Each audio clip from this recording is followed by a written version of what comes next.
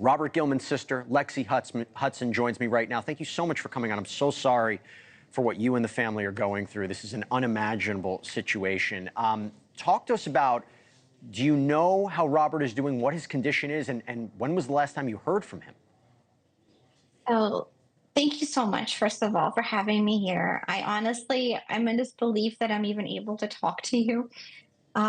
This is such a huge deal for my family to be able to get our message out here for my brother and for him not to be left behind again.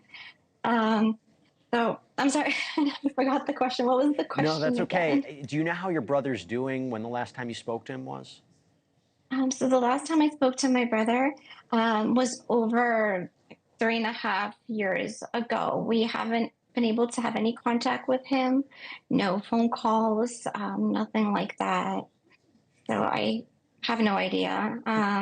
The U.S. Embassy did see him across a crowded courtroom where he looked Yeah. disoriented, um, but we don't know. Yeah, we're showing photos of him videos of him right now. You said you haven't gotten the response that you needed, essentially. What was the response when you reached out to the Biden administration? Because I believe it was, what, March of 2023, almost 2 years ago, you had asked to have your brother designated as wrongfully detained. What's the response that you got from the Biden administration? Oh, so far from the Biden administration, they just give us the runaround. They give us the generic answers, that they're working, on the cases.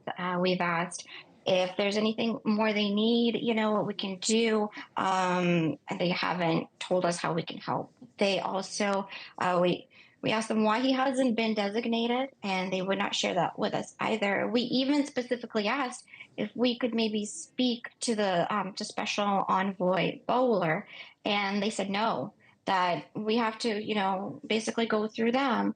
So, and they haven't done anything for my brother so far. And that's what's so concerning, because he is the third U.S. Marine veteran detained in Russia. So you have both Trevor Reed, Paul Whelan, they were freed in prisoner swap deals. It's confusing why your brother is treated differently, unless there's something about the case and the charges that are different. Have you heard anything from the Trump administration? Have they reached out to you?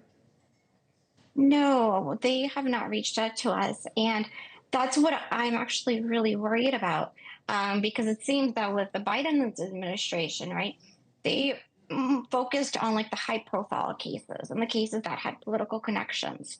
But, we're regular people. So that's not the case for us. And I know that President Trump is the type of person that does care about working people. And so does Secretary Rubio. But I'm just really worried that the State Department's not going to get the message to them that my brother's still there and that we still need help. So they don't know that we need help. So I'm going to give you the platform right now, in case anybody from the Trump administration is watching this. If they say, they're looking at this and they say, oh, your brother broke Russian law, he deserves to be detained. Your response to that, your response to the Trump administration that you want to get out right now. So my brother, he allegedly kicked a police officer when he was vomiting, and the police officer testified that he was not injured, that he did not want to press charges, and charges were still pressed against my brother. He has been tortured in prison. They've even told him that they sent a hit squad to my family's home, and my dad was now in a wheelchair. So my brother has been in prison thinking that our father's in a wheelchair because of his, because he's in prison. And we haven't been able to tell him that that's not the case because we can't speak to him. So I ask, please, for your help to bring my brother home. He's an English teacher. He became an English teacher because he loves this country.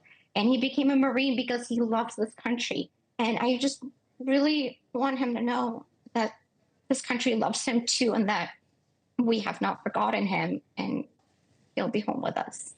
Lexie Hudson, thank you so much for coming on. Thank you for delivering that message, and I am hoping that someone from the administration is listening. Thank you so much for taking the time, and we're sending our best to you and the family.